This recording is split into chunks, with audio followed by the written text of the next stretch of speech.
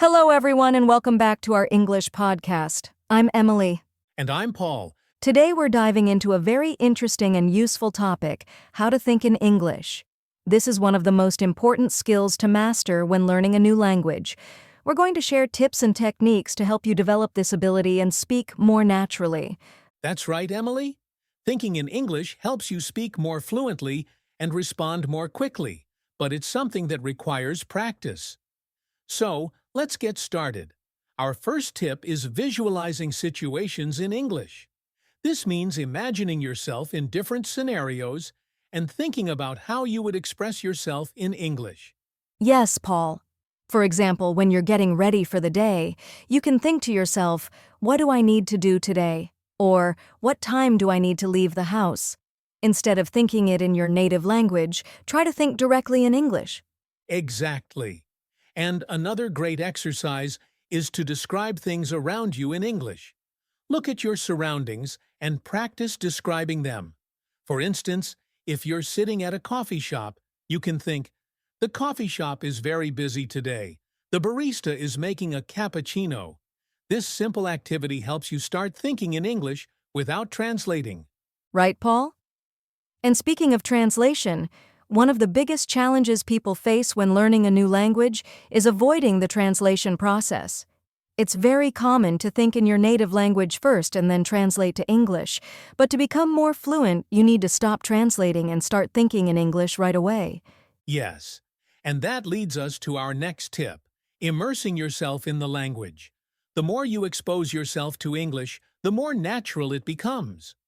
Listen to podcasts, watch movies, or read books in English. The more you hear and see the language, the easier it becomes to think in it. Immersion is key for learning any language, and English is no different. Exactly. You don't even need to concentrate. Sometimes just the background English in movies or songs helps your brain to start processing the language more naturally. That's a good point there, Emily. Another method to get yourself thinking in English is to speak to yourself in English. This may feel a little bit strange at first, but this is very effective indeed. You can hold small conversations with your own self, or simply talk about your day in English. For example, you could say, "I woke up early today. I had coffee, and now I'm recording a podcast." Yes, Paul. It's an excellent way to practice without the pressure of talking to someone else, and it's also a great opportunity to make mistakes and learn from them. Speaking of making mistakes, don't be afraid to make mistakes while thinking in English. That's how we learn. The more you practice thinking in English, the more confident you'll become, and the mistakes will gradually decrease. It's part of the process, and you shouldn't be afraid of it.